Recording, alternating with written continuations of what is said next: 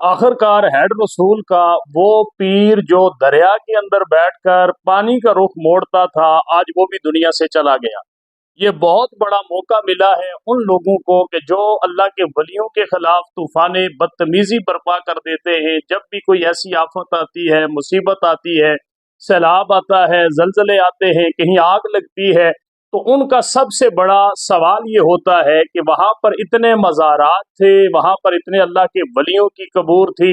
لاہور کے اندر سیلاب آیا تو داتا علی حجویری کہاں پر تھے، گجرات کے اندر سیلاب آیا تو فلاں ولی کہاں تھا، اسی طرح سندھ کے اندر سیلاب آیا تو فلاں ولی کہاں تھا، اسی طرح کے پی کے بنیر کے اندر سیلاب آیا تو فلاں ولی کہاں پر تھا۔ ان لوگوں نے سیلاب کو کیوں نہیں روکا؟ یہ ایک ایسا سوال ہے کہ جو ان لوگوں کے ذہنوں کے اندر سے پہلے سے موجود ہوتا ہے، لیکن ان کو زہر اگلنے کا موقع مل جاتا ہے جب اس قسم کے معاملات پیش آتے ہیں۔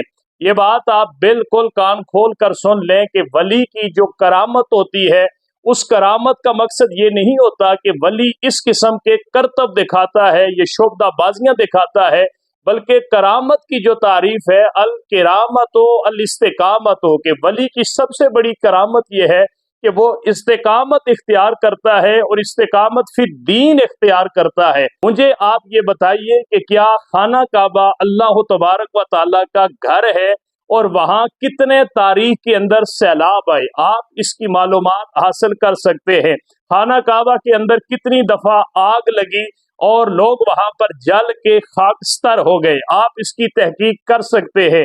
خانہ کعبہ کے اندر کتنی دفعہ وہاں پر کام کرتے ہوئے جو ہے وہ کرینے گری، لوگوں کا نقصان ہوا اور جان کی بازی ہار گئے۔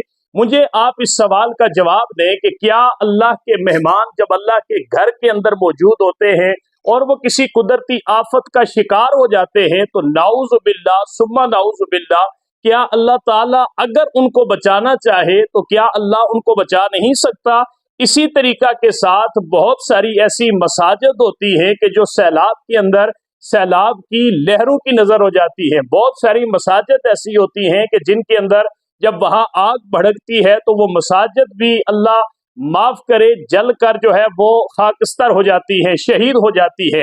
اسی طرح قرآن حکیم اللہ تبارک و تعالیٰ کی کتاب ہے، کتنے قرآن حکیم کے نسخہ جات ایسے ہوتے ہیں کہ جب اس قسم کے سیلاب، اس قسم کی آفات آتی ہے تو وہ قرآن کریم بھی اس آفت کی زد میں آ جاتے ہیں۔ تو نعوذ باللہ ہم اس حوالے سے مسلمان ہوتے ہوئے، قرآن پہ اعتقاد رکھتے ہوئے، کیا ہم قرآن کے بارے میں اس قسم کی باتیں کر سکتے ہیں؟